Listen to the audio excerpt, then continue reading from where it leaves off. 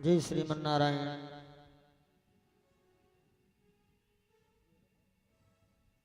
सीताराम राम राम।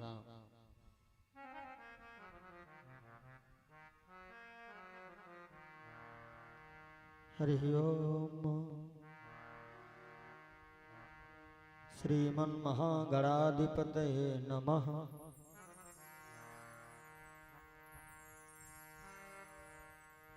श्री सीतानाथ समारंभा रामानंदाय मुनिमध्यमा अस्मदाचार्य पर्यन्तां वंदे श्री गुरु परंपरा। नारायणं नमस्कृत्य नरं चैव नरोत्तमं देवीं सरस्वतीं व्यासं ततो जयमुदीरयेत्।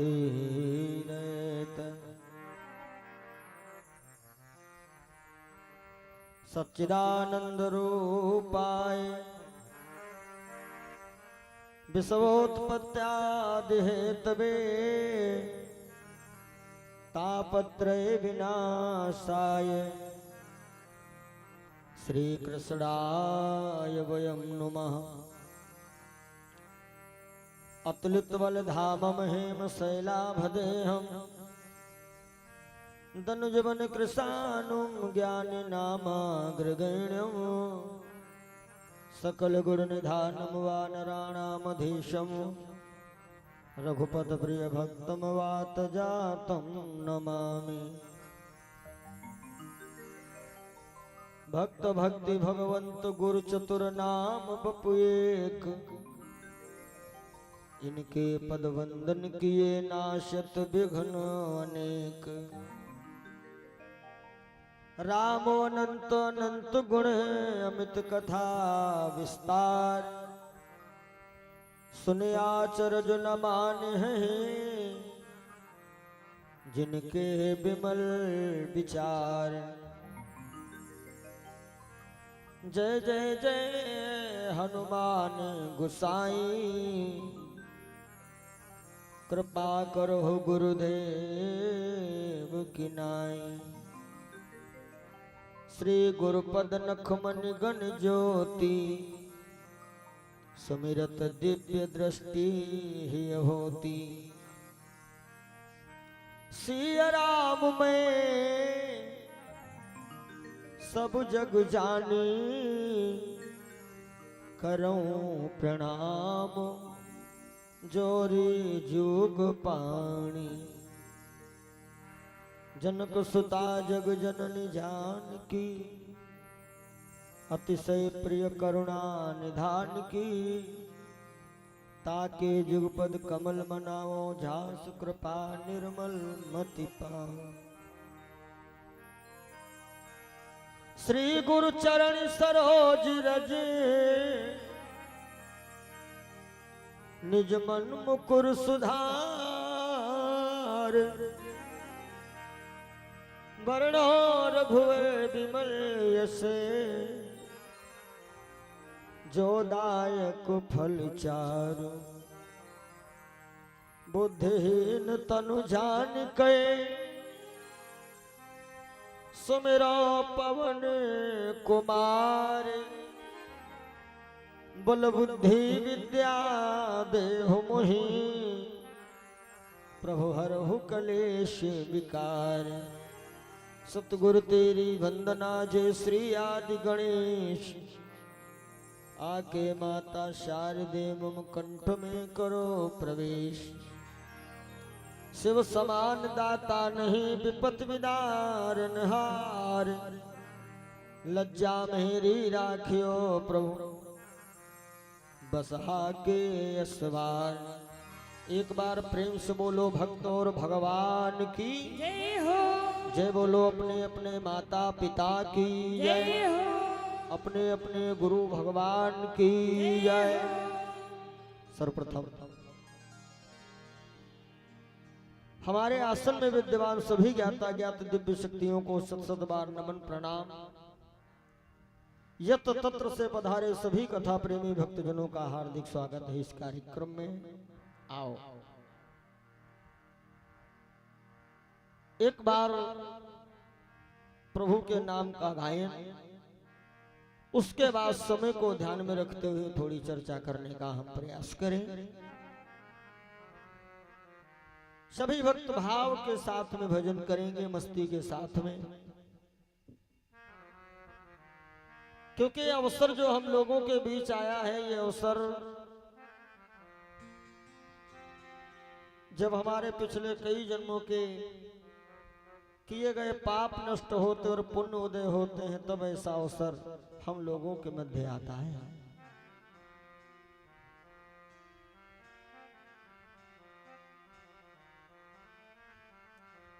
कहते हैं कि कृष्ण प्यारे को तूने नहीं जाना रे, नहीं जाना रे, अरे रहा दुनिया में हरदम दीवाना रे।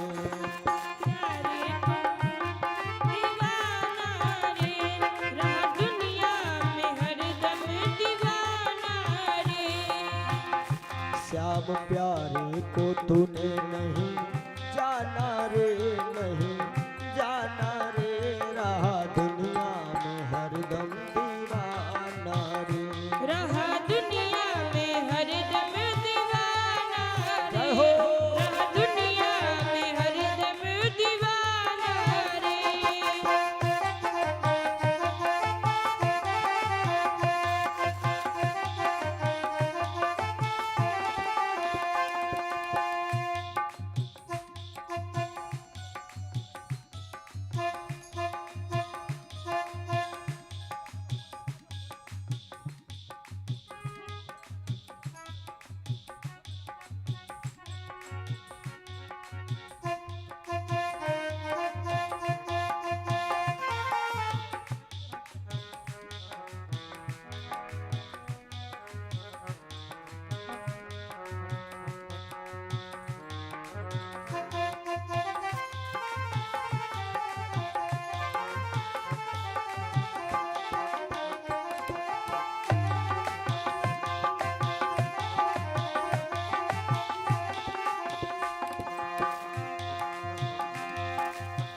झूठ कपट व्यवहार में किया सवेरा शाम,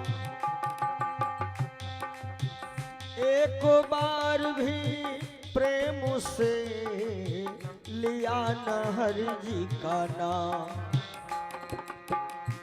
इससे करता है काहे बहाना रे, बहाना रे, रहा दुनिया में हरदम दीवाना रे, रहा दुनिया में हरदम दीवाना रे, रहा दुनिया में हरदम दीवाना रे।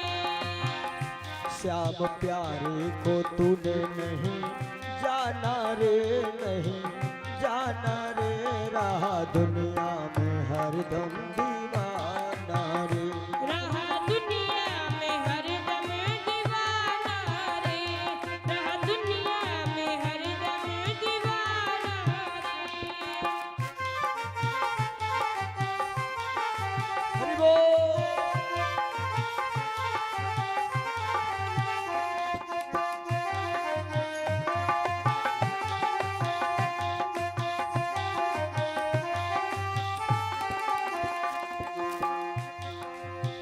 धन दौलत से एक दिन तेरा खाली होगा हाथ, अंत समय भगवान का बस भजन चलेगा साथ। बाबा ने लिखा है कि उमा कहो मैं अनुभव अपना, और सच हरि भजन जगत सब सपना। धन दौलत से एक दिन तेरा खाली होगा हाथ, अंत समय भगवान का बस भजन चलेगा साथ। इसलिए भर ले भक्ति का दिल में खजाना रे, खजाना रे, रहा दुनिया में हरदम दीवाना रे। रहा दुनिया में हरदम दीवाना रे, रहा दुनिया में हरदम दीवाना रे। श्याम प्यारे को तूने नहीं जाना रे, नहीं जाना रे, रहा दुनिया में हरदम दीवाना रे। रहा दुनिया में हरदम दीवाना रे।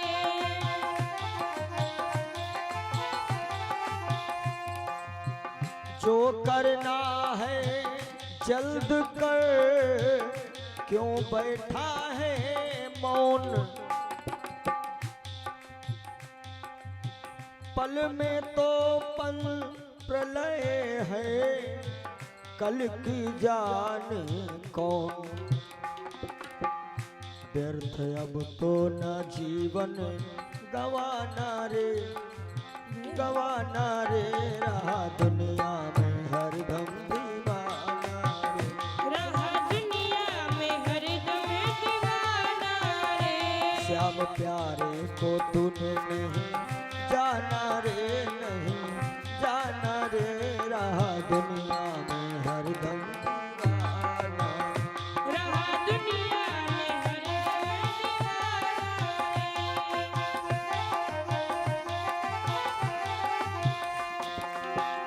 कहीं न उसको ढूंढ तू, कर ले ये विश्वास। प्रेम बिंदु को देख कर आता है प्रभु पास। इससे बढ़कर के क्या समझाना रे, समझाना रे, रहा दुनिया में हरदम दीवाना रे। रहा दुनिया में हरदम दीवाना रे। श्याम प्यारे को तूने नहीं जाना रे, नहीं जाना रे, रहा दुनिया में हरदम दीवाना रे। रहा दुनिया में हरदम दीवाना रे। रहा दुनिया में हरदम दीवाना रे। रहा दुनिया में हरदम दीवाना रे। रहा दुनिया में हरदम दीवाना रे। रहा दुनिया में हरदम दीवाना रे। रहा दुनिया में हरदम दीवाना रे। रहा दुनिया में हरदम दीवाना रे।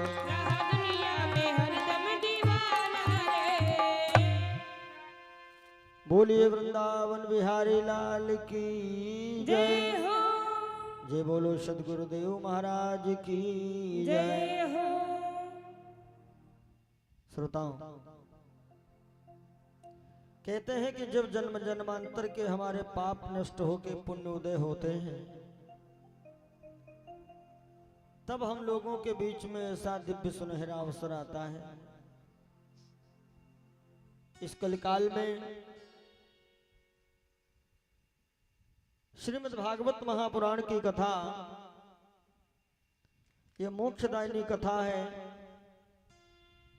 जो कि कल आप लोग सुन रहे थे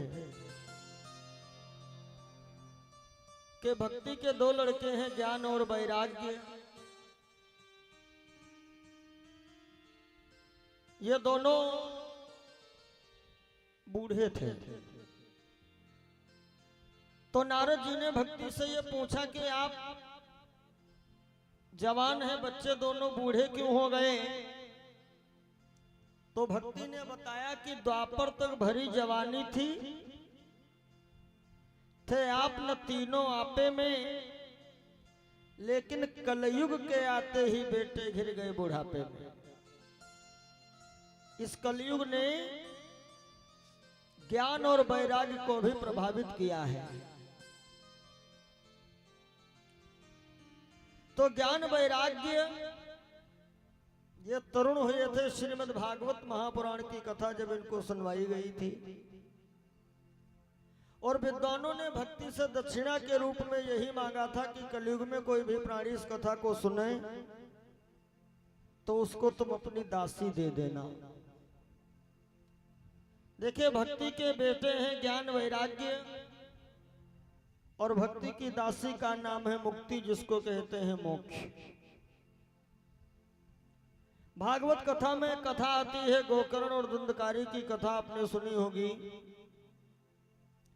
मरने के बाद में दंडकारी एक प्रेत बनता है और इसको मोक्ष मिली थी जब इसको श्रीमद् भागवत महापुराण की कथा सुनवाई गई थी।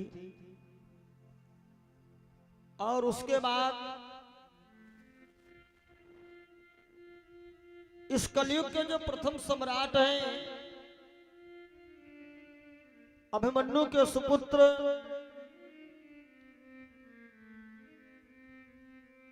ये श्रीमद् भागवत महापुराण की कथा सुने थे। ये अभिमन्यु के सुपुत्र हैं कौन? जिनको कहते हैं महाराज परीक्षित। जिस समय महाभारत का युद्ध अंतिम चरम सीमा पे पहुंचा है, ध्यान दीजिएगा।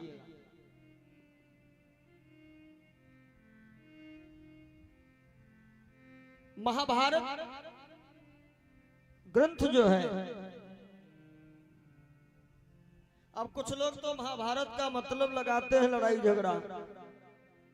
महाभारत का मतलब लोग निकालते हैं कि लड़ाई झगड़ा। आपने देखा होगा कहीं मोहल्ले में लड़ाई हो रही है, पड़ोसी कहते क्या हुआ भैया, तो कहते हुआ क्या है, महाभारत हो रहा है।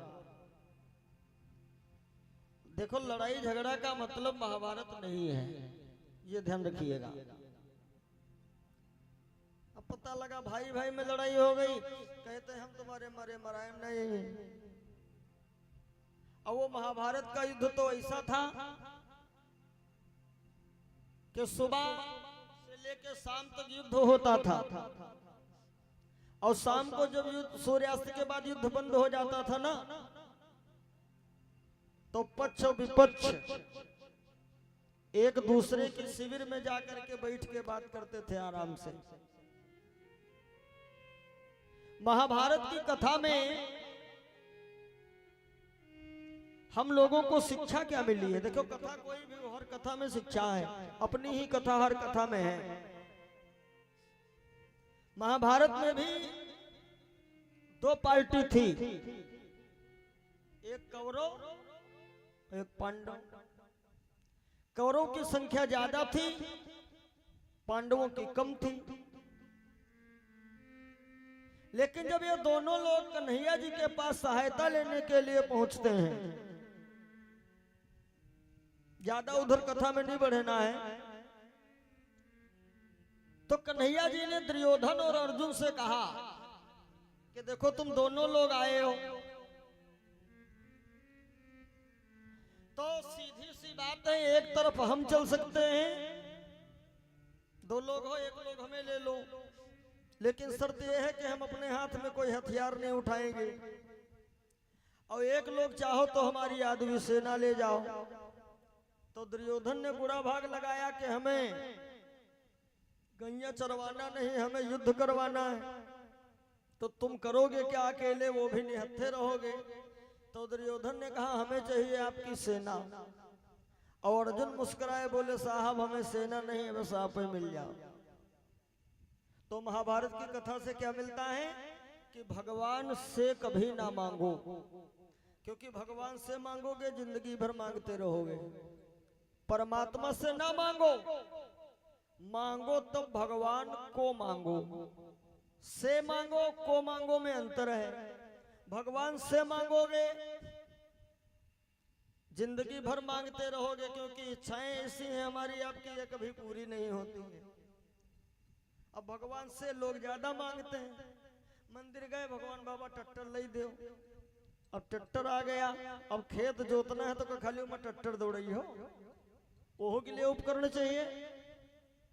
अब पता लगा, फिर गए महाराज कल्टी मेटर ले ले, रोटावेटर ले ले, और के बाद फसल तैयार, भगवान को ट्राली की व्यवस्था हो जाए। माने पूरी जिंदगी मांगते ही रहोगे, भगवान से मांगोगे तो, और भगवान को मांगोगे तो एक बार मांग लिया फिर मांगने नहीं है। सच्चे दिल से भगवान को मांग लोगे ना, फिर तो तुम्हारे अंदर पावर बन जाएगा। कौन सा पावर? जो इच्छा करी हो मन माही, और राम कृपा कुछ दुर्लभ नहीं। जब भगवान को मांगोगे तो तुम्हारे अंदर फिर जो इच्छाएं बनेंगी ना, मांगना पड़ेगा ही नहीं। अरे वो जानते क्या नहीं है, मांगने से देंगे, वो सब जानते हैं। अब हमारे नैमिषारण्य में देख लो, न जाने कहां कहां से लोग आ रहे हैं। रंग थे राजा हो गए, और खाली महीने में एक ही बार पहुंचते हैं अमावस, अमावस को मैया की कृपा होगी। और हमारे नैमिष के ही कुछ ऐसे बंधु लोग हैं, तो जैसे तब थे वैसे अब हैं। लैया चबेना तब भी बेचते, आजो बेच रहे। लेकिन क्या है, उनकी भावना उतने हैं कि बढ़िया ग्राहक आ जाए, बढ़िया बिक्री हो जाए। और हम लोग दूर से जाते हैं तो अपनी भावना अलग से रखते हैं। तो भगवान से नहीं। महाभारत के लड़ाई में दुर्योधन ने भगवान से मांगा और अर्जुन ने भगवान को मांगा। और जब भगवान को ही मांग लिया तो अब तो सारी टेंशन भगवान ने की हुई कि इन पे कोई प्रभाव न पड़े। कहते हैं ना कि जाको रक्षक है प्रभु, मार सके ना कोई, और बाल न बाका कर सके चाहे जो जग बैरी होए। तो जिस समय दुर्योधन, जिस समय महाभारत का युद्ध अंतिम चरम सीमा पे पहुंच गया,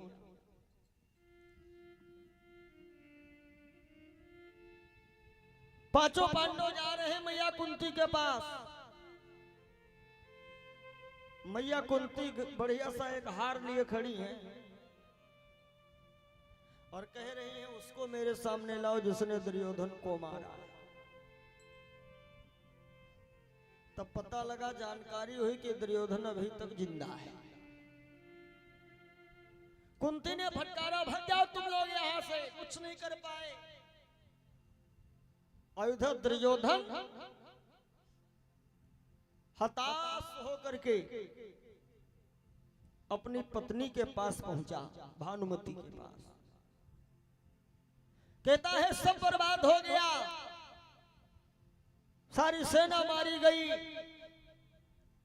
भानुमति ने कहा, महाराज अब चीखने चिल्लाने से क्या होता है, थोड़ा पहले सोच लिए होते। अपने ही अपनों के हाथों से मारे गए, अभी भी तुम्हारे पास समय है। लेकिन कहते हैं ना, मां तो आखिर मां होती है। गंधारी ने दुर्योधन से कहा, बेटा जिस दिन मेरा विवाह हुआ था तुम्हारे पिताजी के साथ में, मैंने उसी दिन अपनी आंखों पे पट्टी बांध ली थी। क्यों? गंधारी ने कहा, जब मेरा पति नेत्रहीन है, इसको दिखता नहीं है, तो फिर हम इन आंखों का क्या करें? तो पट्टी बांध लिया था। तो गांधारी ने कहा, बेटा तेरी माँ जिस दिन तेरे पिता से विवाह हुआ उस दिन पट्टी बांधी थी आंखों पे, तो ऐसा कर, जाकर के सरोवर में स्नान कर, और स्नान करके नग्न अवस्था में मेरे सामने आ जा। मैं अपने आंख की पट्टी खोलती हूं तो हमारी आंखों में ऐसा पावर है कि जैसे पट्टी खोलूंगी तो जहां जहां पहली दृष्टि जाएगी, नग्न अवस्था में तो आएगा, तो तेरा शरीर जो है ना पूरा वज्र के समान हो जाएगा। फिर तेरे शरीर पे कोई अस्त्र शस्त्र काम ही नहीं करेंगे। दुर्योधन ने सोचा, ये तो दवाई बढ़िया। फटाक से गया सरोवर को स्नान करने, और जब स्नान करने गया, भगवान कन्हैया ने सोचा ये तो मामला अब हमें संभालना पड़ेगा। अरे इसीलिए तो नटखट भी कहे गए हैं कन्हैया। हाँ, श्याम सुंदर इनका नाम है, श्याम है फिर भी सुंदर है, माने काले हैं फिर भी सुंदर। कन्हैया पहुंच गए दुर्योधन। अरे कहाँ नंगे नंगे नंगे निकल रहा है तू? दुर्योधन ने कहा बस तू दूर खड़ा रहे, तेरी वजह से ही सब हुआ है। दुर्योधन जब ऐसा कहा तो कन्हैया बोले थोड़ी बात तो सुन लो, हमसे कोई मतलब नहीं है, खूब जैसा समझो वैसा करो, लेकिन कम से कम इतना तो बुद्धि है तुम्हारे पास, वो तुम्हारी माँ है। दुर्योधन ने कहा तो क्या हुआ? कन्हैया बोले माँ है, जब तू छोटा था तब माँ के सामने कोई पर्दा नहीं रहा, लेकिन अब तो इतना बड़ा हो गया है तू, और इस अवस्था में माँ के सामने नग्न जाएगा, शर्म नहीं आई तुझे? अच्छा, कन्हैया जी की चाल में फंस गया दुर्योधन। हाँ, कन्हैया बोले मानता हूं तेरी माँ ने कहा है, तो ऐसा करो तुम जाओ एकदम नंगे नंगे, हमसे कोई मतलब नहीं, लेकिन कम से कम अपने गुप्तांगों को तो ढक लो। तो कहते हैं दुर्योधन ने कन्हैया की बात को मान लिया, और कुछ विद्वानों ने कमल के पत्ते लिखे हैं, कुछ विद्वानों ने कदली के पत्ते यानी केले के पत्ते, हाँ, उनको अपनी कमर से लेकर के जंघाओं तक बांध लिया, लपेट लिया। आया गंधारी के पास, माँ मैं आ गया, आंखें खोलो। और जैसे गंधारी ने पट्टी खोली, देखा, देखते ही देखते कहा हाय बेटा ये क्या हुआ? दुर्योधन बोला क्यों? गंधारी ने कहा बेटा ये तुमने क्या किया? क्यों? अरे कहा जब हमने कहा था एकदम तुम निवृत्त अवस्था में आना, और फिर ये केले के पत्ते ढके हो भी। बेटा मैंने तो बहुत कुछ चाहा, लेकिन अब तो जो परमात्मा चाहता है वही होना है। क्या कहा कि तेरा शरीर तो वज्र के समान हो गया, लेकिन तेरी जंघाओं पे कमजोरी है, यानी जितनी दूर में तूने पत्ते ढके थे यहां यहां अभी कमजोरी है। अब जब कभी युद्ध हो तो इतना ध्यान रखना, अपना इतना शरीर बचा करके रखना, नहीं तो मैं कुछ नहीं कर सकती। दुर्योधन होशियार हो गया, फिर भानुमति के पास गया। तब भानुमति ने दुर्योधन को फिर समझाया। भानुमति ने समझाया कि पहले चेत गए होते, अब क्या हो सकता है?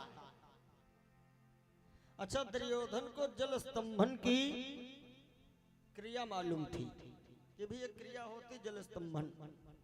ये क्रिया ऐसी होती है, चाहे साधना कह लो, कि इस क्रिया से आदमी जल के ऊपर जो है दौड़ भी सकता है, चल भी सकता है। हमारे ऋषि मुनि पहले चल लेते थे, कहते ना वो बाबा थे, पानी के ऊपर दौड़ा करते थे। तो दुर्योधन एक सरोवर में छिपने के लिए गया, क्योंकि कुंती ने उधर आदेश कर दिया था कि अब दुर्योधन को मार के ही हमें मुंह दिखाना।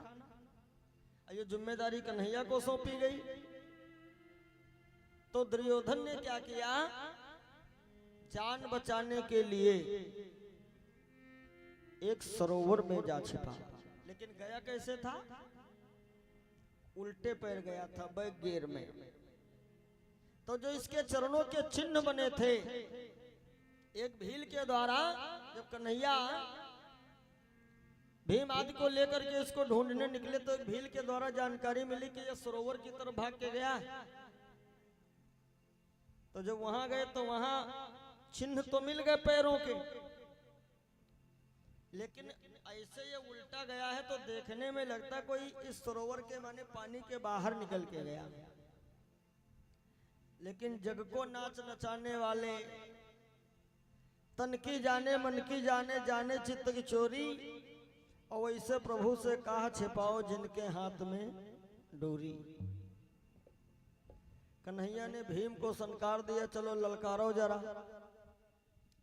भीम ने आवाज दी, अरे मूर्ख कायर, कहां छिपा बैठा है, निकल बाहर। कितना डर था, लेकिन आखिर को अंदर से कुछ तो जाग ही पड़ा जवान इसका। दुर्योधन चला तो जल की देवी ने रोका। दुर्योधन से कहा मत जाना, आज तो बड़ी खतरा है। कन्हैया ने फिर उकसाया, भीम फिर शुरू हो जाओ। तीसरी बार जल की देवी रोकती रही, लेकिन दुर्योधन नहीं रुका। और जैसे जल के बाहर आया, होने लगा है भीम से युद्ध। और वो भी युद्ध ऐसा वैसा नहीं हुआ था, एक कथा में आया है। दुर्योधन बाहर आ गया, कन्हैया को देखा, कहता हाय रे कन्हैया, तूने मेरे घर में आग लगाई है, तेरी वजह से। और अब समझ में आ रहा है, मैं स्नान करके माँ के पास जा रहा था तो तू फिर मिल गया, अब क्या है। कन्हैया बोले देखो, जैसे कि तुमने कहा था कि ऐसे हम राज में से कोई हिस्सा देने वाले नहीं हैं, युद्ध से ही।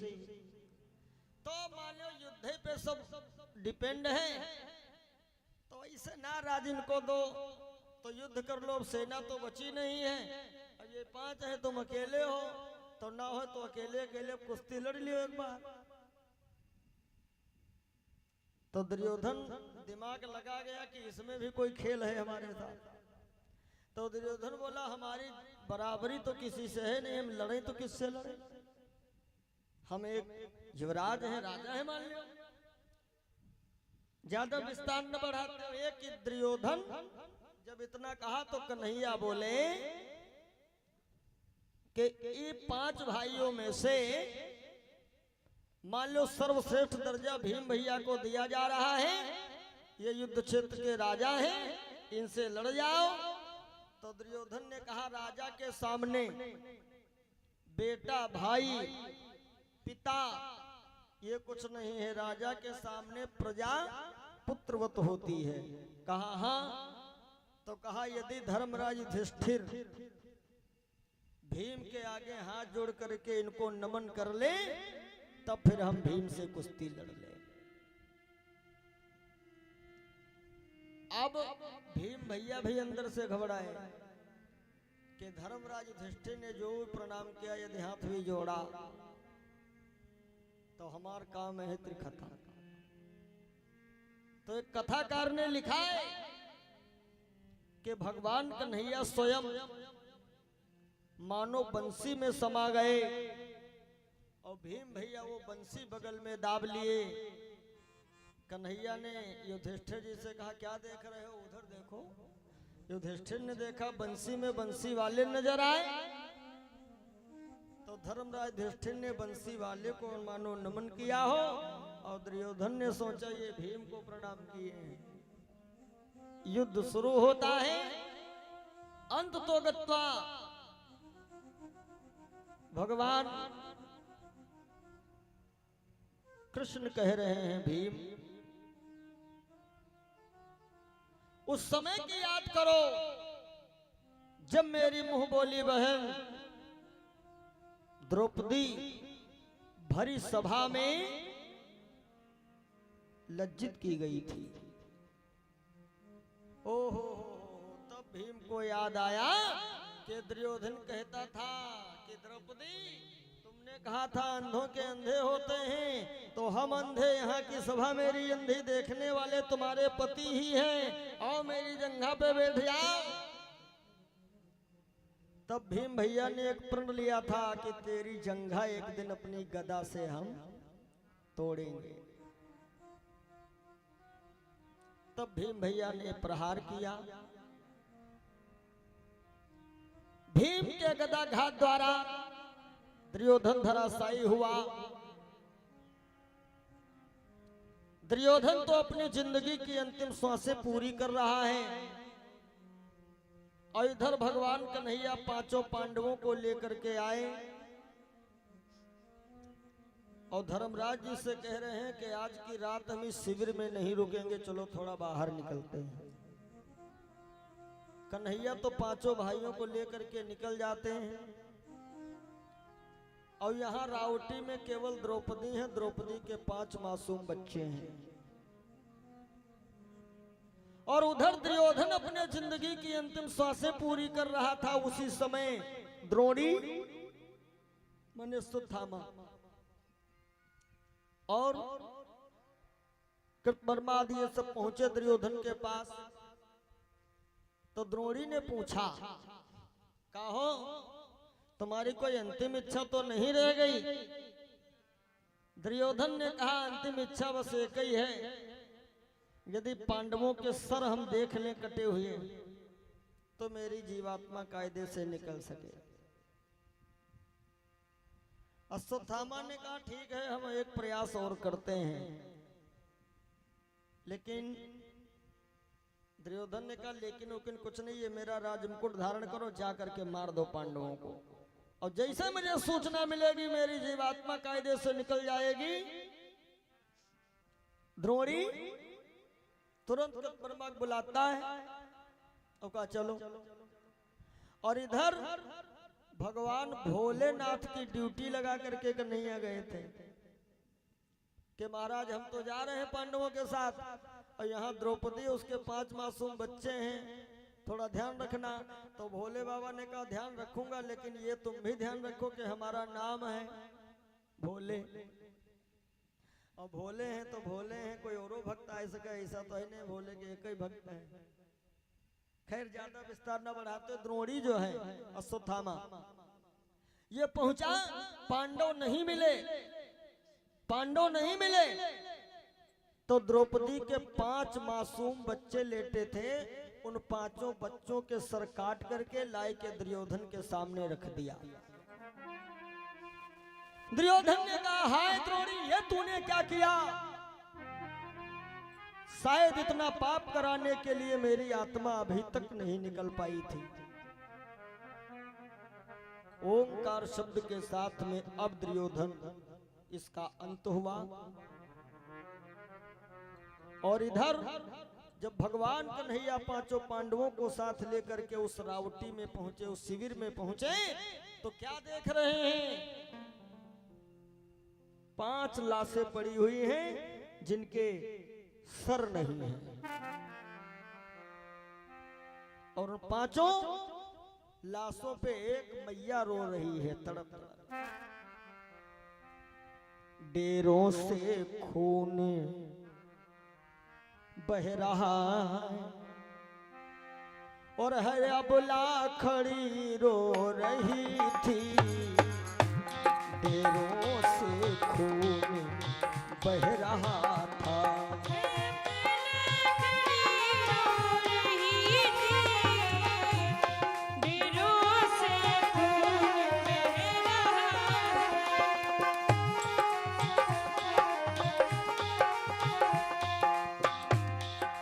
डेरों से खून बह रहा था और हरे अबला खड़ी रो रही थी। द्रौपदी बाल बिखराए हुए, द्रौपदी बाल बिखराए हुए, लालों पर खड़ी रो रही थी। द्रौपदी बाल बिखराए हुए, लालों पर रो रही थी। द्रौपदी बाल बिखराए हुए।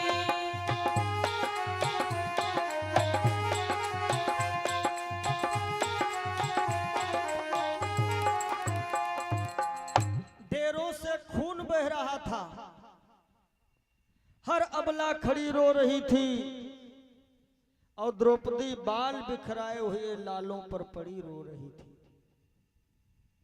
इतने में कन्हैया जी आए, देखा एक माता उन लाशों की तरफ देख देख के रो रही हैं और कन्हैया जी द्रौपदी को देख करके धीरे धीरे मुस्कुरा रहे हैं। अब जरा आप सोचो, कोई आदमी साइकिल से गिर जाए और उसको देख करके धीरे से मुस्कुरा दो, फिर देखो तुम्हारी क्या गति होगी। और जिस माँ के सामने 5 बच्चे मरे पड़े हुए हों, उस माँ के सामने अगला हंस रहा है। द्रौपदी ने कन्हैया जी को देखा कि ये मुस्कुरा रहे हैं। मोहन के आते ही बोली, नटवर आओ बेबाकी है, अथवा इस खेल तुम्हारे में क्या और कसर कुछ बाकी है। कन्हैया, मेरे 5 बच्चे मारे गए, तुम्हारे खेल में अभी और कोई कमी हो वो पूरी कर लो। तो कन्हैया के मुख से क्या निकला बहन? परमात्मा सब अच्छा करता है। ये तो भगवान का भी कहना है कि जो हुआ अच्छा हुआ, हो रहा है अच्छा हो रहा है, और आगे जो होगा अच्छा ही होगा। लेकिन ये हमारी आप सबकी कमजोरी होती है कि हम लोग उनकी अच्छाइयों को जल्दी समझ नहीं पाते हैं। कन्हैया बोले बहन जो हुआ अच्छा हुआ। द्रौपदी बोली अच्छा, मेरे 5 बच्चे मारे गए, तुम कह रहे जो हुआ अच्छा हुआ, ये हमें ज्ञान बांट रहे हो। अच्छा ये तो सच है कि परमात्मा जो करता है अच्छा करता है। ये हमारी आपकी कमजोरी ये रहती है कि उनकी अच्छाइयों को हम लोग जल्दी समझ नहीं पाते हैं। एक राजा साहब सेब काट रहे थे और चाकू ज्यादा धारदार था, तो सट्ट से उनकी आधी उंगली उड़ी गई। तो सब तो कोई मलहम ले आया, कोई पट्टी बांध रहा, कोई कुछ ला रहा, और जो इनका खास मंत्री था वो देख के हंस रहा है, कहता वाह राजा साहब वाह, या तो भगवान बड़ी कृपा है जो तुम्हारी उंगली कट गई, बड़ा अच्छा हुआ। राजा बोले नालायक, हमारी उंगली कट गई तो इतना प्रसन्न, और हम मर जाते तो राजा ने क्या किया, उस मंत्री को एक कमरे में बंद कर दिया। और 2 दिन के बाद राजा साहब गए थे शिकार करने, वहां पर कुछ कोल भी लोगों ने इनको पकड़ लिया और पकड़ के एक माता जी के मंदिर ले गए। इनके लगाया चंदन टीका, और जो गिरोह का सरदार था उसने उठाई तलवार। तो राजा बोले भैया ये कहाँ करे जा रहे हो? कहा हम यहाँ मंदिर में माने थे बलि, तुम्हारी भेंट चढ़ाई हो। तो एक दूसरा साथी बोला सरदार जी, माता जी किसी अंगहीन की बलि स्वीकार नहीं करती हैं, यानी कि ये व्यक्ति जिसको तुम मारने जा रहे हो अंगहीन तो नहीं है। राजा साहब चिल्लाए रुको तो हमें न मारे हो। काहे? कहला परवे हमारे आधी अंगुली कटी रहा। जब चेक की तो अंगुली कटी, तो लोगों ने कहा छोड़ दे, हमारे कोई फायदे नहीं, माता जी बलियो नहीं स्वीकार करें। राजा साहब हांफते हुए आए, पहले तो वे मंत्री को बुलाई कमरा से, बोले बेटा हमें क्षमा कर दो। मंत्री बोला काहे का हुआ? कहा परसों के दिन तुम क्या कह रहे थे, भगवान ने अच्छा किया उंगली कट गई। भैया हमें बड़ी गुस्सा आई, तुम्हें तो बंद कर दिए, लेकिन आज समझ में आ गया भगवान ने बड़ा ही अच्छा किया था। यदि हमारी उंगली ना कटती तो आज हमारा गला काटा जाता। अब भैया बहुत गलत हुआ, बताओ हम तुमका कमरा में बंद किए। मंत्री फिर हंसा, वाह धन्य है मालिक तेरी लीला। और भगवान यहाँ अच्छा किए जो राजा साहब हमें कमरा में बंद की। तो राजा बोले अब अच्छा क्या हुआ? मंत्री ने कहा महाराज हम कमरे में बंद थे तो आप अकेले गए थे शिकार करने, और यदि आज हम कमरे में बंद ना होते तो आपके साथ शिकार करने तो हम भी चलते, और आप पकड़े गए रहो संग में हम पकड़े जाते। अब आपका चेकअप हुआ था तो उंगली कटी, और हम तो एकदम समुच्चे रहे, एकदम फ्रेश, तो तुम्हारे बजाय हमारे भेंट चढ़ जाती। राजा साहब बोले हाँ भैया यह भगवान बढ़िया किए, तो गलत क्या हुआ? मंत्री ने कहा परमात्मा गलत कभी कुछ करते ही नहीं है, या हमार तुम्हार सोच है कि उनकी अच्छाइयों को जल्दी हम समझ नहीं पाते हैं। इसीलिए तो कहते हैं सीताराम सीताराम सीताराम कहिए, जही विधि राखे राम ताही विधि रही।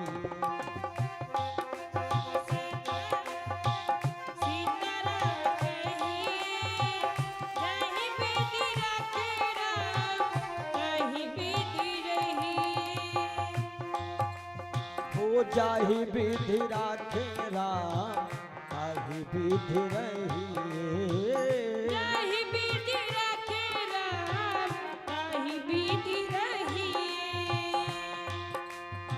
सीताराम सीताराम सीताराम कहिए, सीताराम सीताराम सीताराम कहिए, जहि विधि राखे राम ताहि विधि रही। जहि विधि राखे राम ताहि विधि रही।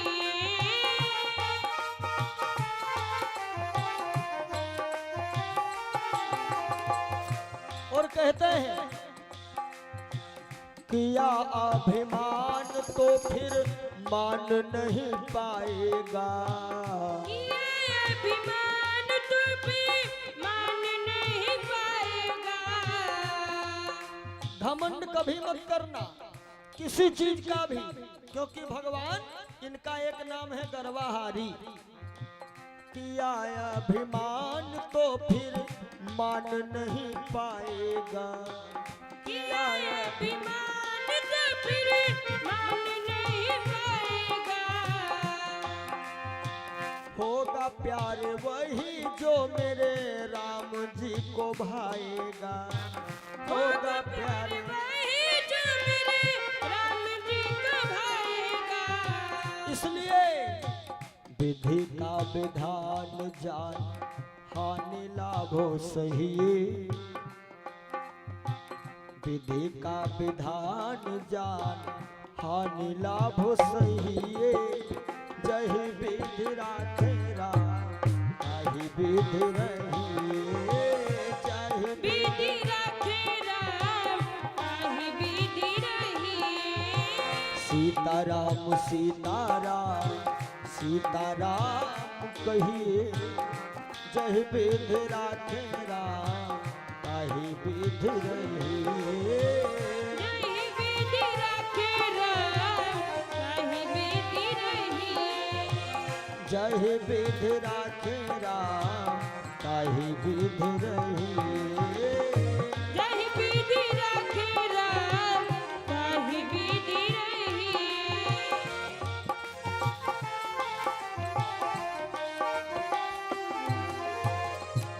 भगवान कन्हैया कहते हैं बहन ये 5 बालक मारे गए, ईश्वर जो करता है अच्छा करता है। तो द्रौपदी ने कहा हमारे सामने 5 लाशें पड़ी हैं, तुम कहते हो अच्छा, अब ये बताओ भगवान ने हमारे साथ अच्छाई क्या की है? कन्हैया ने कहा जैसे कि एक पेड़ है, पेड़, और पेड़ की यदि डाली काट दी जाए, शाखाएं कट जाएं, तो क्या होगा? तो कहा होगा क्या? थोड़े दिन के बाद नई शाखाएं और निकल आएंगी। और कहा यदि पेड़ जड़ से ही काट दिया जाए तो जब जड़ें खत्म तो डाली आएंगी कहां से? तो कन्हैया ने इशारों में समझाया कि जो 5 बच्चे मारे गए हैं इन बच्चों की जगह पर यदि तुम्हारे पति मर जाते तब क्या होता? तब तो जड़ समाप्त हो जाती। द्रौपदी ने कहा चलिए कोई बात नहीं, लेकिन भैया कन्हैया हम उस हत्यारे को एक बार देखना चाहते हैं जिसने ये निर्मम हत्या की है। तो कहते हैं कि कन्हैया जी अर्जुन को लेकर के गए अश्वत्थामा को पकड़ने। भाई ये साधारण नहीं था द्रोणी।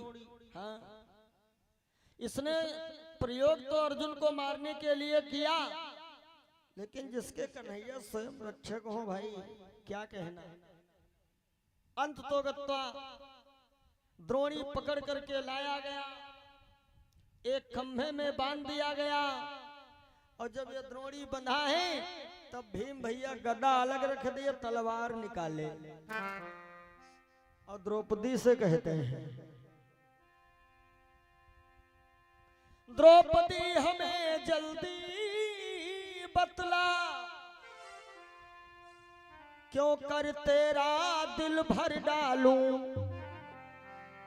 और ये जो सामने बंधा है खींच लूं खाल सारे तन की, या टुकड़े टुकड़े कर डालूं। बताओ इसका क्या करें। द्रौपदी कुछ बोलती, लेकिन उसके पहले ही द्रोणी बोल पड़ा जो बंधा है। इसका एक नाम द्रोणी था, बाकी अश्वत्थामा के नाम से लोग ज्यादा जानते थे। जैसा भीम भैया का क्रोध, द्रौपदी तुम कह दो तो इसकी पैर पकड़ के फाड़ दे, या कह दो नींबू जैसा निचोड़ दे, जल्दी बताओ क्या करें। कन्हैया खड़े देख रहे हैं कि देखे एक माता आज्ञा क्या देगी। वो माँ द्रौपदी जैसी माँ थी। आजकल थोड़ा लड़कन से कहे मारे तो का मान लिया हुए है, तुम देखो जाइए, ये नहीं कह सकती थी द्रौपदी। लेकिन सोचने का मौका, जैसे कहा क्या करूं इसके टुकड़े टुकड़े कर दूं। इतने में द्रौपदी से अश्वत्थामा बोला, यानी द्रोणी क्या कहता है,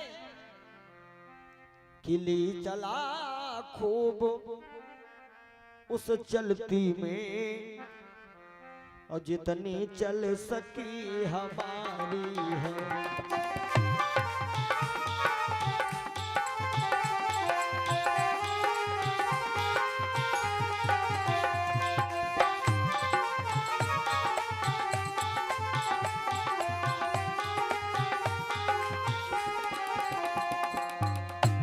ली चला खूब उस चलती में,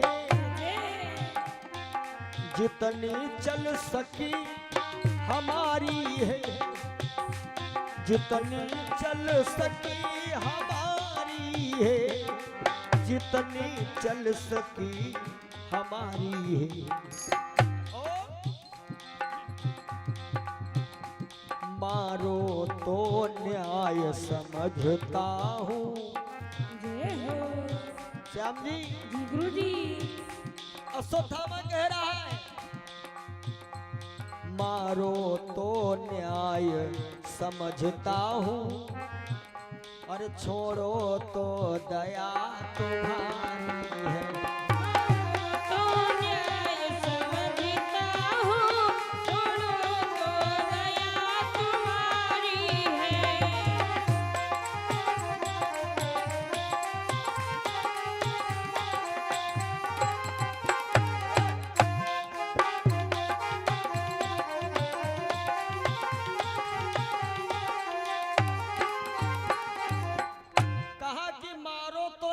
समझता हूँ और छोड़ो तो दया तुम्हारी है। यदि आप आदेश कर दे कि ये हमें मार डाले तब तो रहा न्याय, और यदि छुड़वाए दो तो ये हो गई दया। द्रौपदी ने कन्हैया की तरफ देखा तो कन्हैया भी मुस्कुराए और कहते हैं बहन, वैसे दया वाला पलरा भारी होता है। क्यों कहते हैं ना कि जिसके दिल में दया का खजाना न हो तो राम का नाम लेने से क्या फायदा। के दिल में दया का खजाना न हो, राम का नाम लेने से क्या फायदा।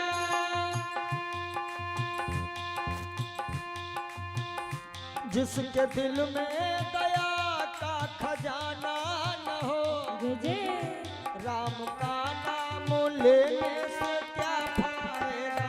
राम का नाम लेने से क्या फायदा। राम का नाम लेने से क्या फायदा। ओ दान में हाथ आगे बढ़ाया नहीं, जय हो। दान में हाथ आगे बढ़ाया नहीं तो फिर खाली माला घुमाने से क्या फायदा। दान में हाथ आगे बढ़ाया नहीं, खाली माला घुमाने से क्या फायदा।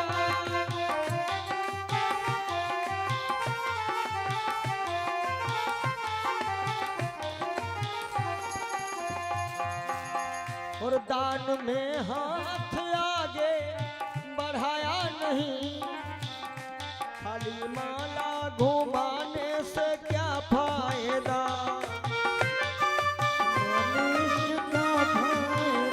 खाली माला घुमाने से क्या फायदा। जिसके दिल में दया का खजाना न हो जय हो। राम का नाम लेने से क्या फायदा।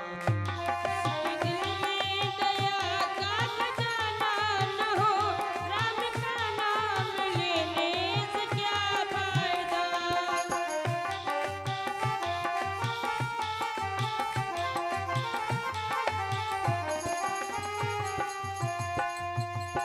जैसे कहा गया वाला पलरा भारी है तो द्रौपदी ने भीम भैया से कहा कि इसको मार देने से हमारे बच्चे जिंदा तो हो नहीं जाएंगे। तो एक कथाकार ने लिखा है, कन्हैया ने कहा कि वैसे तो ब्राह्मण वध निषेध है और साथ साथ में कहते जो अताताई हैं, दुष्ट प्रवृत्ति के हैं, उनको मारने में कोई पाप भी नहीं है। अच्छा, तब का ब्राह्मण वध माना क्या जाता था, उसकी शिखा यानी चोटी और जनेऊ माने शिखा सूत्र, इनको कटवा करके शिविर के बाहर कर दिया जाता था, वही ब्राह्मण वध मान लिया जाता था। तो कथाकार ने लिखा है, द्रोणी यानी अश्वत्थामा छोड़ तो दिया गया, लेकिन इसकी मणि जो है भगवान कन्हैया ने छीन लिया था। अब यहां से ये भाग के गया, तब फिर ये मन में सोच रहा है, ठीक है कन्हैया कर लो मदद। अब दुर्योधन तो रहा ही नहीं, लेकिन हम इन पांडवों का वंश बढ़ने नहीं देंगे। तो गोड़ा भाग लगाया और विचार किया कि रहेंगे 5 के 5 ही। कर्ण तो मारा जा चुका, धर्मराज युधिष्ठिर, अर्जुन, भीम, नकुल, सहदेव रहेंगे 5 के 5। अभिमन्यु वो भी मर चुका। अब तुम्हारा वंश आगे बढ़ने नहीं देंगे। फिर द्रोणी को याद आया कि पांडवों का वंश बढ़ाने के लिए भी एक व्यक्ति है। कौन? जब अभिमन्यु वीर गति को प्राप्त हुआ तो इनकी पत्नी जो है ना उत्तरा कुमारी, वो सती होने जा रही थी। तो भगवान कन्हैया ने मना कर दिया था कि देखो इस समय तुम गर्भवती हो और गर्भवती महिला को सती होना वर्जित है। तो ये सती नहीं हुई थी और इन्हीं के यानी अभिमन्यु के पत्नी के गर्भ में एक बच्चा पल रहा है। तो अश्वत्थामा ने सोचा कि ये बच्चा जब जन्म लेगा तो पांडवों का वंश आगे बढ़ेगा, इसलिए क्या करते हैं, इस बच्चे को पेट में ही समाप्त कर देते हैं। तो द्रोणी यानी अश्वत्थामा ने मारण मंत्र प्रयोग किया। इससे जो है उत्तरा कुमारी का गर्भ जलने लगा। जब उत्तरा कुमारी का गर्भ अंदर ही अंदर जलने लगा तो उत्तरा कुमारी चिल्लाई और कह रही है कि हाय मामा, हाय कन्हैया, मेरी रक्षा करो। हा हा मामा, हा हा मोहन, दासी पर आज दया कीजे। हा हा मामा, हा हा मोहन, दासी पर आज दया कीजे।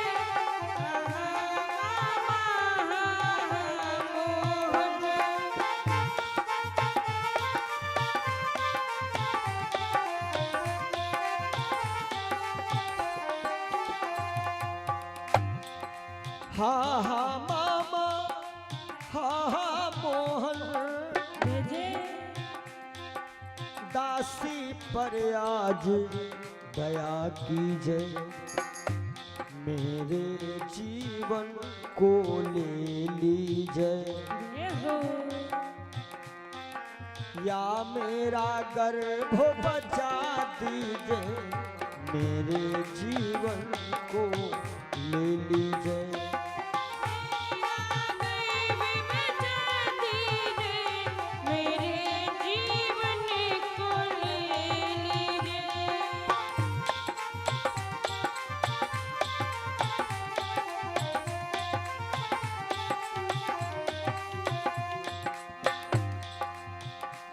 मामा जी यह क्या गूढ़ भेद जो नहीं समझ में आता है। हा हा प्रभु मेरा बाल गर्भ भीतर ही जलता जाता है। हा हा प्रभु मेरा बाल गर्भ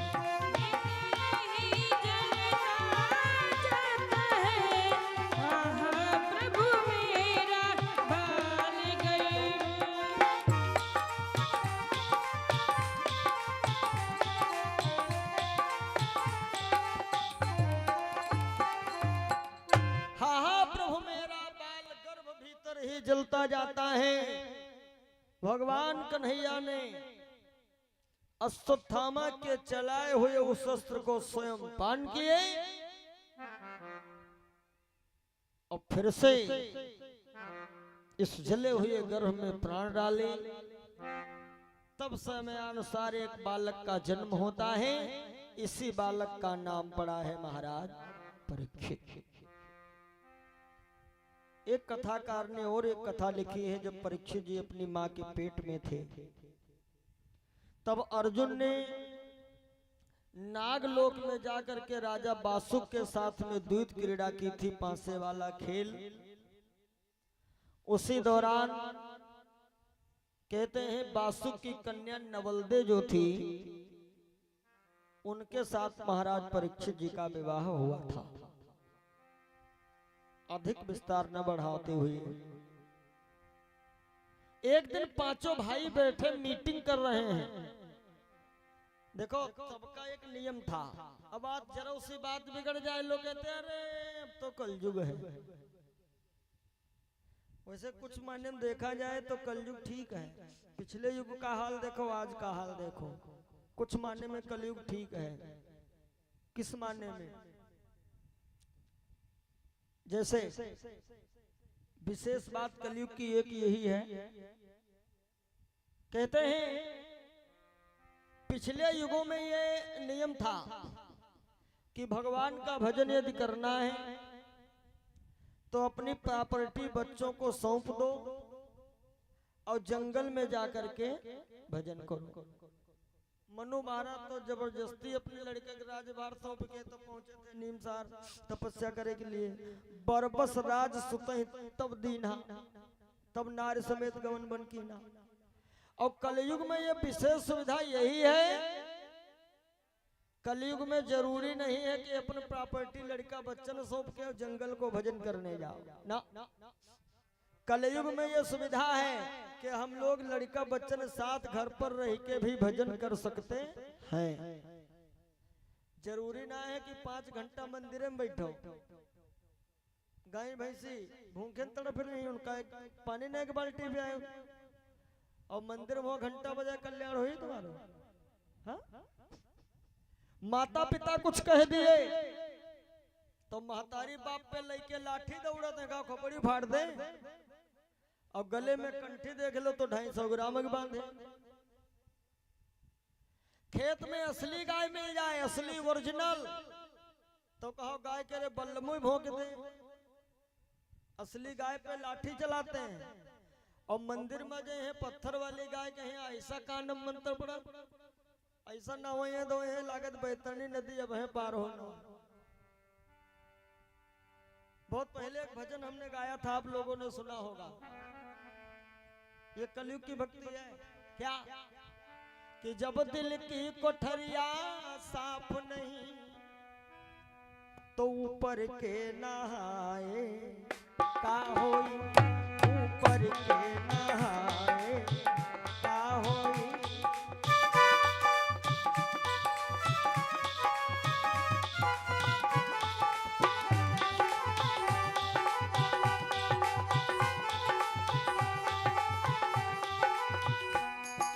जब दिल की कोठरिया साफ नहीं ऊपर के नहाए का होई। और जब कपट कतरनी चलती रही, जब कपट कतरनी चलती रही तब माला फेराए। बोलो का होई ओ भैया।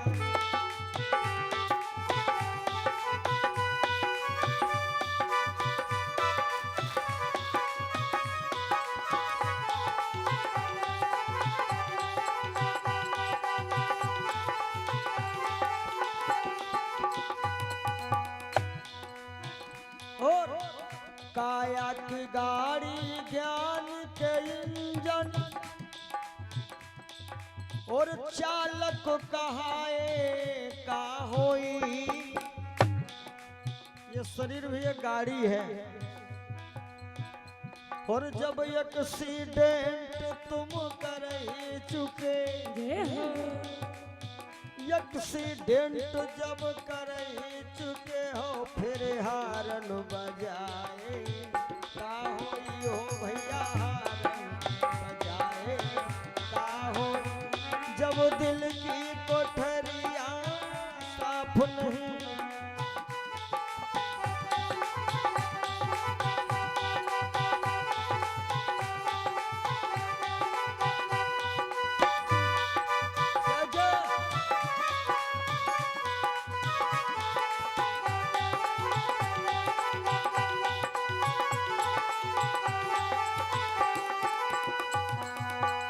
काशी गए मथुरा को गए और सब तीर्थ नहाए का होई। और जब बाप की खपड़ी फोड़ चुके हो, जब बाप की पसुरी तोड़ चुके हो फिर पिंडा पर आए। अब 4 दिन पहले पितर पक्ष चल रहा था, श्राद्ध। हमारे नेमिस में तो न जाने कहां कहां से आदमी आए। कोई बप्पा की श्राद्ध है, कोई दादा की श्राद्ध है। जिंदा रहे तले नहीं सेवा कर पाई। अब कहते बप्पा की यह चीज नहीं की लागत रहे वो मंगा ली। अरे बप्पा तो 10 बीघा नहीं की लागत रहे 2 बीघा है का कहूँ दान पुण्य कर डालो। जब बाप की खपड़ी छोड़ चुके हो तब पिंडा पर आए, बोलो का होई हो भैया श्राद्ध खवाए, का हो जब दिल की कोठरिया साफ नहीं ऊपर के नहाए, का होई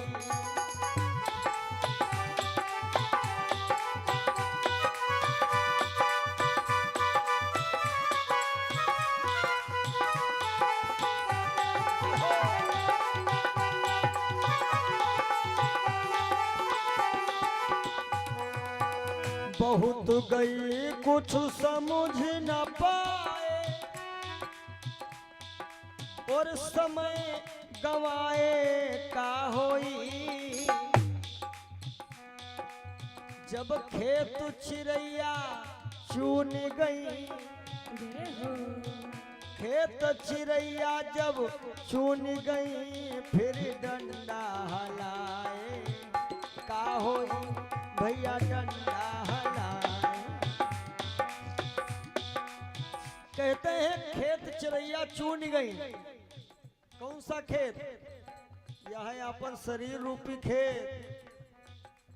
चिड़ैया चुन गई तो डंडा बाद में हलाए का होई, यानी के जले जवानी रही, तले कोई कहे भजन कह लो गुरु कह लो तो का कहा वही का होई बुढ़ापा देखा जाए।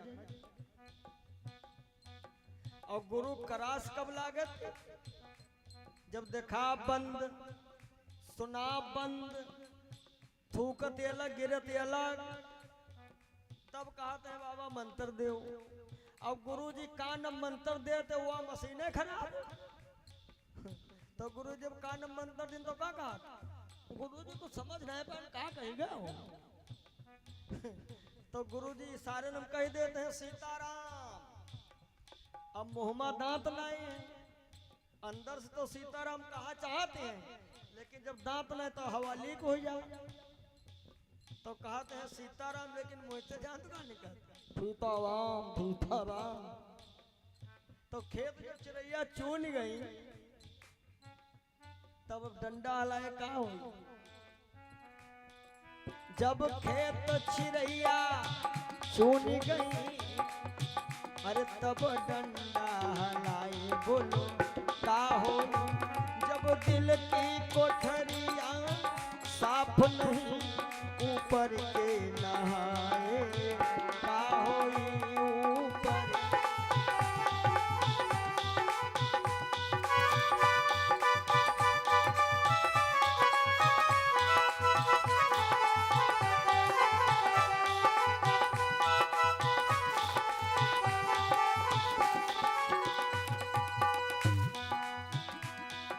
और कहत कबीर सुनो भाई सब जन, फिर पछताए का होई, और पहले से प्यारे यदि भजन कियो ना, पहले से प्यारे यदि भजन कियो ना, हरि घर जई हो तब का होई भैया, हरि घर जई हो तब का हो, जब दिल की कोठरिया साफ नहीं ऊपर के नहाए, का हो ऊपर के। जब कपट कतरनी चलती रही, फिर माला फेराए, का होई हो भैया।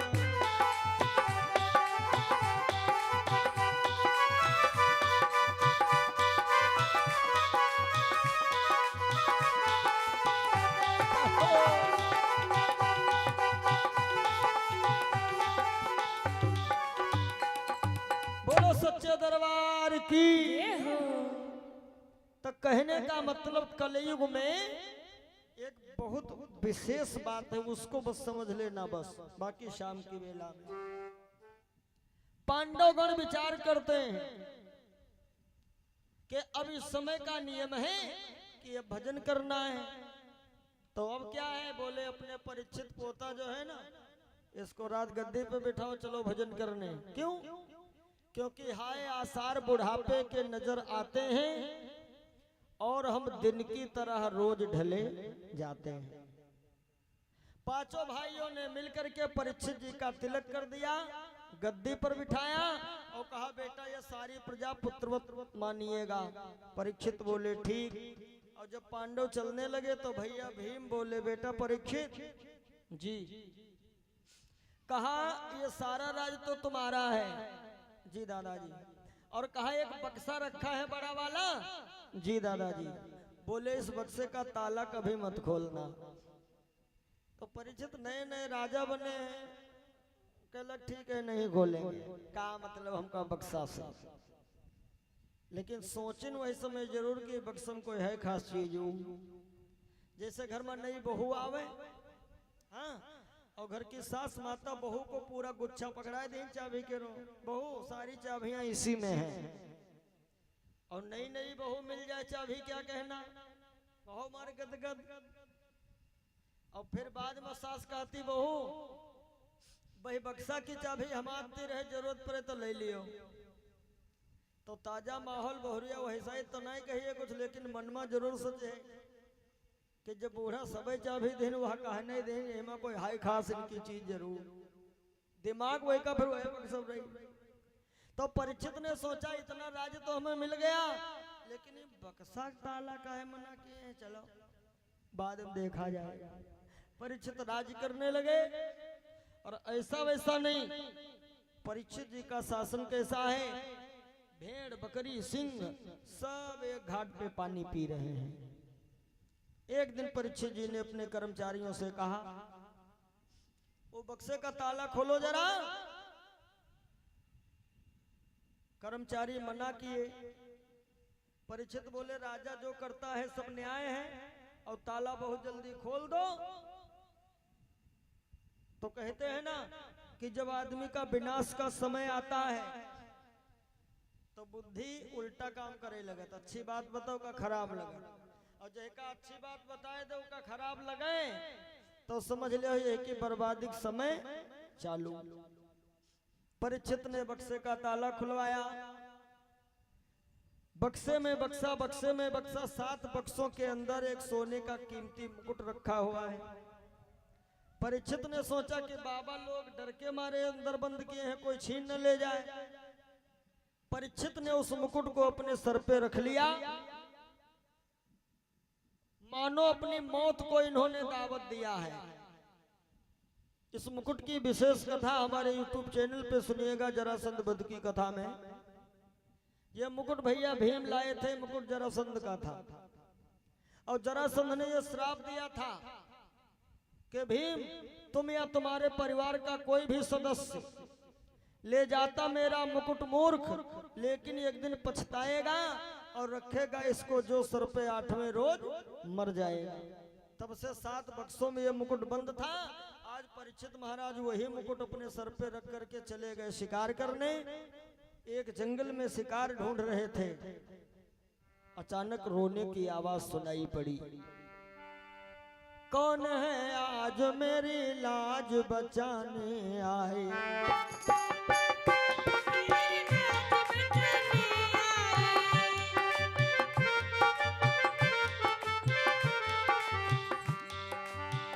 कौन है आज मेरी लाज बचाने आई, धर्म के नाम पे कोई हाथ बढ़ाने आए। धर्म के नाम पे कोई हाथ बढ़ाने आए।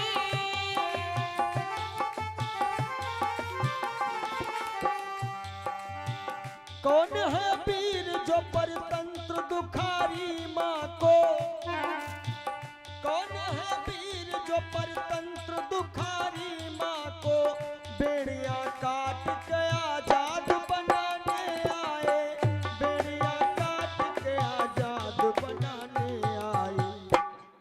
परीक्षित ने सोचा कि हमारे शासन काल में किसकी लाज जा रही है। और जैसे परीक्षित महाराज अपना घोड़ा आगे बढ़ाए तो क्या देख रहे हैं, एक चीखती चिल्लाती गैया नजर आई। गैया के पीछे देखा तो एक बैल चिल्ला रहा है, और ये गाय बछड़े काहे चिल्ला रहे हैं? क्योंकि इनके पीछे, उनके पीछे काला कुरूप चंडाल भागता आता है, और जब उसका मूसल पड़ता है तो भूमंडल हिल जाता है।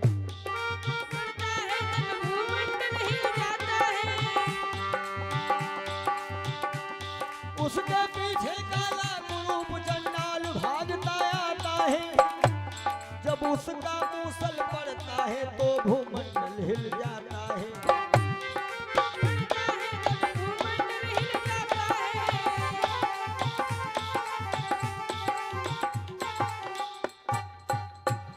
अब देखिए, कहते हैं जिसके दिल में दया का खजाना न हो, राम का नाम लेने से क्या फायदा। गए रहे 4 पैर वाले जानवर को मारने, लेकिन 4 पैर वाले जानवर को देख के इनके दिल में दया आ गई। किसको देखा? गौ माता को। और जहां पर गौ माता की बात आती है तो आज के समय में आप लोग देख रहे हैं कि गौ माता की क्या दुर्दशा हो गई। हालांकि सरकार से ये मांग भी की जा चुकी है, हमारा संगठन गौ गीता गंगा रक्षा मंच और भारतीय हिंदू परिषद,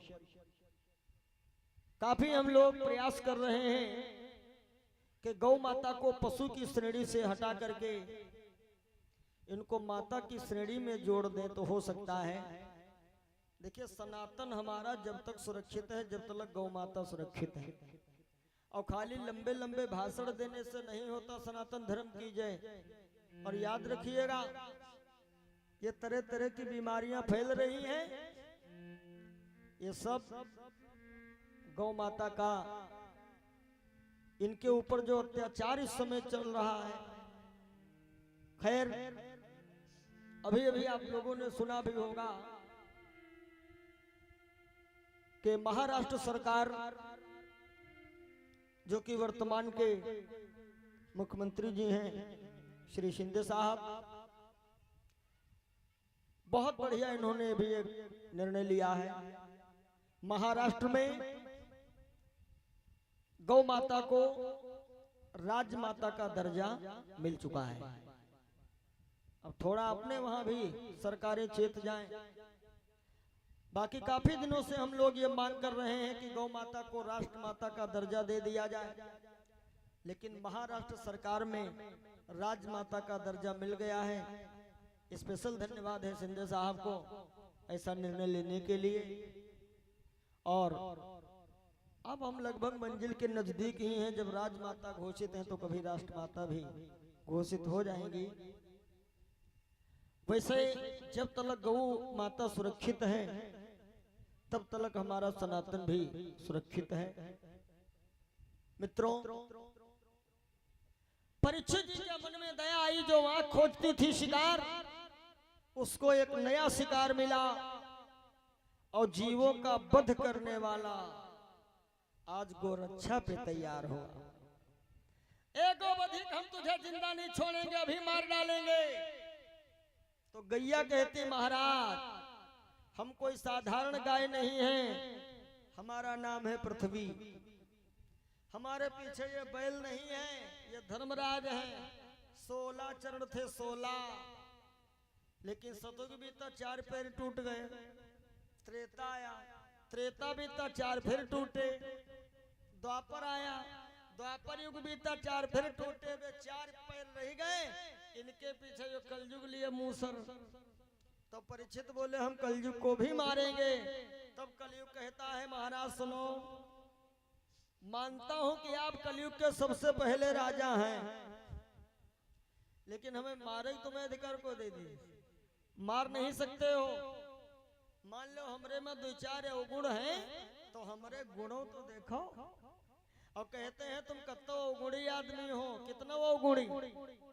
और एक यदि गुण तुम्हारे अंदर आ जाए, एक गुण, तो लोग वो सब गुण भुलाए ले केवल एक गुण के पीछे। और कलयुग के सबसे बड़ा गुण क्या है? मान लो 2-4 अवगुण हैं कलयुग के, क्या? अब कथा हो रही तो ये समाज है, और यह जगह पे देवी जी थिरक रही होती 10% पर लाख ब्याज फरमाइश तब कटौती। कहीं रोड पे निकल जाओ, मोटा मोटा लिखा लगा होता है रुकिए ठहरिए देखिए, यही है मधुशाला। मंदिर समय कहूँ नहीं लिखो लगो। अभी कोरोना वाली बीमारी चली, कितना भयंकर लॉकडाउन लग गया, साग सब्जी सब मिलना मुश्किल, लेकिन दारू की दुकानें कब हो नहीं बंद हुई, वही 24 घंटा खुली रही। तो ये मान लो 2-4 अवगुण है, लेकिन कलयुग का सबसे बड़ा गुण क्या है? जो फल सतयुग त्रेता द्वापर में मिलता था यज्ञ करने से, तपस्या करने से, वो फल कलयुग में मिल रहा है मात्र सच्चे मन से नाम का सुमिरन करने से। कलयुग केवल हरि गुण गाहा। कोई जरूरी ना 18 घंटा मंदिर में बैठो, 1 मिनट भगवान नाम ले लो अंदर से, दिल से, मान लो वह 4 घंटा वाली पूजा पूरी है।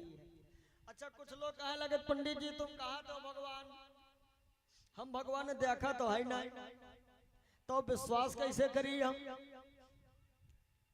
तो उनके लिए बताए दे, जो लोग कहते हो भगवान नहीं देखे भगवान होत का, विश्वास कैसे करी? तो आप लोग दिल्ली जाते हैं, लखनऊ जाते हैं, ट्रेन में बैठे हुए हो, रेलगाड़ी में, लंबी लाइन लगाए करके टिकट लिए खिड़की से और ट्रेन में बैठ लियो, दिल्ली जा रहे हो। अच्छा, का यूं देखे हो कि जो ड्राइवर ट्रेन चला रहा हो, ड्राइवर को है, बूढ़ा है कि जवान है कि लड़का है लड़की है? टिकट पहले ले लियो, ट्रेन में बैठे लियो, ड्राइवर देखे हो है नहीं, लेकिन अंदर एक विश्वास है कि ये ड्राइवर हमका दिल्ली पहुंचाए दे। तो जब ट्रेन ड्राइवर नहीं देखे हो हैं, वही का देखे विश्वास कहीं के टिकट लेके बैठ लियो। तो ऐसे भगवानों पे एक बार विश्वास कहीं के तो देखो। नाई की दुकान जाते हो दाढ़ी बनवाने,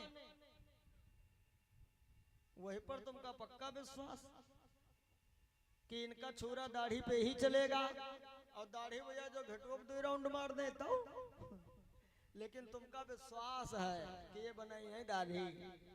ऐसे हमरे भगवानों पे एक बार विश्वास कह के देखो। प्रभु की प्रेम दृष्टि से बदल जाती हैं तकदीरें, अगर विश्वास सच्चा है तो कट जाती हैं जंजीरें। परीक्षित बोले बात तो फिर तुम्हारी सही, तुम्हारा गुण यही बढ़िया है। सतयुग में मोक्ष चाहते हो तो जन्म जन्म तक योग करो, और क्या खूब सुविधा कलयुग में योग भी करो, भोग भी करो। तो ठीक है, हम तुम्हें कुछ जगह बता दें, हुआ जाए के रहो। कहाँ? कहा जिस घर में माता पिता गुरु का सम्मान ना होता हुआ रहो, जहाँ पर मांस मदिरा का अधिक सेवन हो वहाँ रहो, वैश्याओं के डेरे हो वहाँ रहो, और जहाँ पे अधिक सोना हो वहाँ रहो।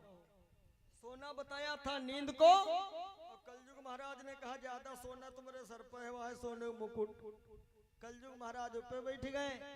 अब परीक्षित जी की बुद्धि गड़बड़ान गई, ये सीधे एक बाबा के आश्रम पहुंच गए। बाबा जी भगवान ने ध्यान में मस्त रहे। परीक्षित ने सोचा बाबा हमका देखेगा, आंखें बंद किए। परीक्षित का किए, मरा सरप पड़ा था बाबा के गले में, वह सांप माला पहनाए घर आ गया।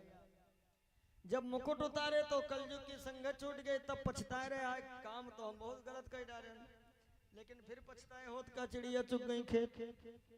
ये ऋषि थे जिनका नाम था विभांडो ऋषि। किसी ने इनके पुत्र श्रृंगी ऋषि को बताया कि तुम्हारे पिता के गले में मरा सर्प पड़ा है। तो श्रृंगी ऋषि आए, हाथ में जल लेकर के श्राप दे दिए, ये तक्षक नाग आज के 8वें दिन तुम जिंदा हो जाओगे, और उसी राजा को डसना है। किसको? जिसने तुमको हमारे पिता के गले में माला बना के पहनाया है। बाद अपने पिताजी का जगाए। तो विभांडो, इनको एक नाम पारसर भी, वो विभांडो ऋषि यानी श्रृंगी ऋषि के पिताजी विभांडो ऋषि जब जागे तब कहते हैं बेटा श्रृंगी, ये तूने बहुत गलत किया है, ये राजा श्राप देने योग्य नहीं था, गलती राजा की नहीं थी, ये सब संगति का असर है। तो बोले पिताजी अब क्या होगा? तो परीक्षित को खबर भेजी गई कि सर्प के डसने से मर जाओगे तुम। तो परीक्षित ने सोचा यदि सर्प के डसने से हम मर गए तो हमें मोक्ष मिलेगी नहीं। तो परीक्षित ने क्या किया, अपने बेटे जनमेजय को राजा बना दिया, गद्दी पर बिठाया और खुद एक कमंडल लेकर के लंगोटी बांध के चले आए, गंगा जी के किनारे बैठ गए। ढेर सारे ऋषि मुनि आए। अब वहां पे चर्चा चल रही थी कि इनको मोक्ष कैसे मिलेगी। तो व्यासदेव जी ने कहा कि कलयुग में मोक्षदायिनी है भागवत महापुराण की कथा। तो नारद जी ने कहा तो सुनाओ महाराज। तो व्यासदेव जी ने कहा हम तो लेखक हैं, हम कथावाचक थोड़े ही हैं। तो पाराशर से पूछा गया आप बताओ। तो पाराशर जी ने कहा इतने ऋषि महात्मा बैठे हैं या कथा को मालूम नहीं, केवल हमारे पोते को मालूम है। कौन? बुलाओ ने। तो पाराशर जी ने कहा बुलाओ क्या, जब से वो पैदा भय तब से घर ही नहीं आए, जन्म लेते ही ये भाग गए रहे घर से। क्या नाम था इनका? बोलो सुखदेव भगवान की। अब इनके जन्म की कथा शाम की बेला में आप लोग सुनने को पाएंगे। ये कथा हम इसी जगह विश्राम कर रहे हैं। आगे की चर्चा शाम की बेला में आप सभी भक्त श्रवण पान करेंगे कि कैसे सुखदेव जी महाराज इस गंगा जी के किनारे आएंगे और महाराज परीक्षित जी से कौन सा इनका संवाद होगा। ये चर्चा आज रात्रि की बेला में आप लोग सुनने को पाएंगे। आओ मस्ती के साथ में एक बार भगवान का नाम बोल लीजिएगा और फिर भगवान की आरती प्रसाद, उसके बाद शाम की सेवा।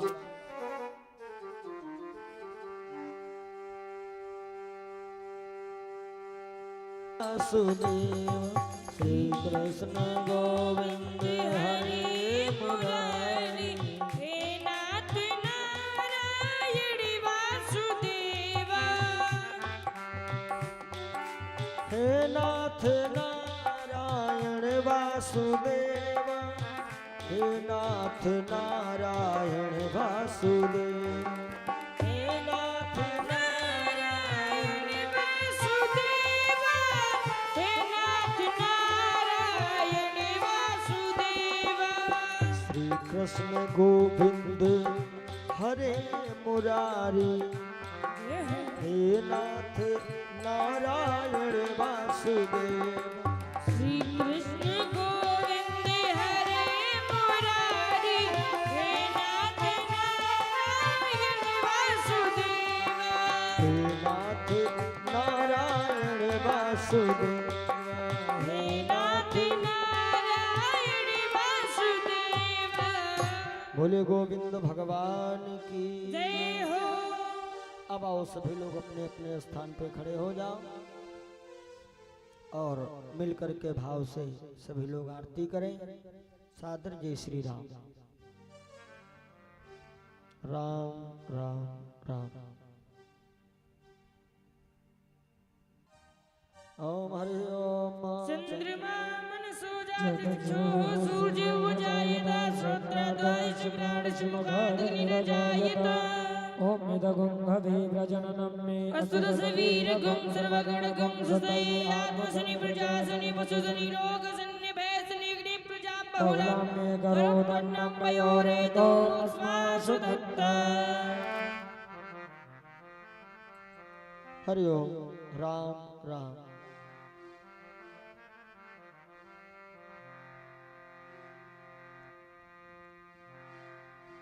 और मन में बसा के तेरी मूर्ति उतारूं मैं प्रभु जी तेरी आरती। हे बसा के तेरी मूर्ति उतारूं मैं प्रभु जी तेरी आरती। हो तेरी आरती प्रभु तेरी आरती। तेरी आरती प्रभु तेरी आरती। मन में बसा के तेरी मूर्ति उतारूं मैं भगवन तेरी आरती।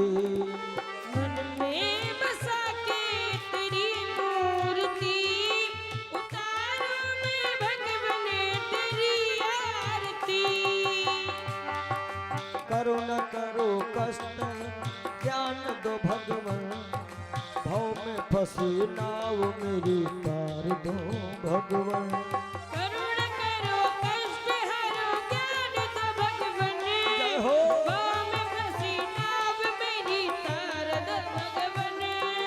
दर्द की दवा तुम्हारे पास है, दर्द की दवा तुम्हारे पास है। हाँ जिंदगी दया की है भीख मांगती। मन में बसा के तेरी मूर्ति उतारूं मैं प्रभु जी तेरी आरती। मन में बसा के तेरी मूर्ति जय हो। उतारूं मैं प्रभु जी तेरी आरती। मांगू तुमसे क्या मैं यही सोचूं भगवन, जिंदगी जब तेरे नाम कर दी अर्पण। मांगू तुमसे क्या मैं यही सोचूं भगवन, जिंदगी जब तेरे नाम कर दी अर्पण। सब कुछ तेरा कुछ नहीं मेरा, सब कुछ तेरा कुछ नहीं मेरा। हाँ चिंता है बस ब्रह्मो संसार की। मन में बसा के तेरी मूर्ति उतारूं मैं भगवन तेरी आरती। मन में बसा के तेरी मूर्ति उतारूं मैं भगवन तेरी आरती। ओ तेरी आरती प्रभु तेरी आरती। तेरी आरती प्रभु तेरी आरती। मन में बसा के तेरी मूर्ति उतारूं मैं भगवन तेरी आरती। मन में बसा के तेरी मूर्ति उतारूं मैं भगवन तेरी आरती। वेद तेरी महिमा गाए संत करे ध्यान, नारद गुणगान करे देख वीरता। वेद तेरी महिमा गाए संत करे ध्यान, नारद गुणगान करे खेल वीरता। भक्त तेरे द्वार कर रहे पुकार, भक्त तेरे द्वार के रहे पुकार। दास व्यास भक्त तेरी गाए आरती। हो मन में बसा के तेरी मूर्ति उतारूं मैं भगवन तेरी आरती। मन में बसा के तेरी मूर्ति उतारूं मैं भगवन तेरी आरती। हो तेरी आरती प्रभु तेरी आरती। तेरी आरती प्रभु तेरी आरती। मन में बसा के तेरी मूर्ति उतारूं मैं प्रभु जी तेरी आरती। मैं बसा के तेरी मूर्ति उतारूं मैं प्रभु जी तेरी आरती। कर्पूर गौरम उतारम संसारी सारम भुजगेंद्रहार, सदा वसंत में हृदयालये भवं भवानी सहितं नमामि। तेरी आरती प्रभु तेरी आरती। तेरी आरती तेरी आरती। मन में बसा के तेरी मूर्ति उतारूं मैं प्रभु जी तेरी आरती। मैं बसा के तेरी मूर्ति उतारूं मैं प्रभु जी तेरी आरती। उतारूं मैं प्रभु जी तेरी आरती। उतारूं मैं प्रभु जी तेरी आरती। बोले भक्त भगवान की जय हो सच्चे दरबार की जय हो अपने अपने माता पिता की जय हो अपने अपने गुरु भगवान की जय हो। हाथ जोड़े सभी लोग एक बार हाथ जोड़िएगा। ओम सागरजोर्सेक्तमनिनादीपं ग्रहादेवीशं त्रिलोकत्रापं वृक्षामि देवाय परमात्मनेत्राय मनुर्याद घोरादेवीज्योतिर्नमोस्तुते। श्री पुराण पुरुषोत्तमाय नमः श्री बालकृष्णाय नमः आरार्तिक्यं समर्पयामि श्री मंत्र पुष्पांजलिम् ओम जगनेन जिगमे जन्ते देवास्तानि धर्माणि प्रथमान्यासन्नादेहनाकं महिमाना सजं निद्रपूर्वे साध्याः सन्ति देवाः सेवैति कापकुलचम्बकबाणलब्जे पुण्णागजात करवीर रसाल पुष्पे प्रबाल तुलसी दल मंजरी जरी भी पूजयामि जगदीश्वर में प्रसीद।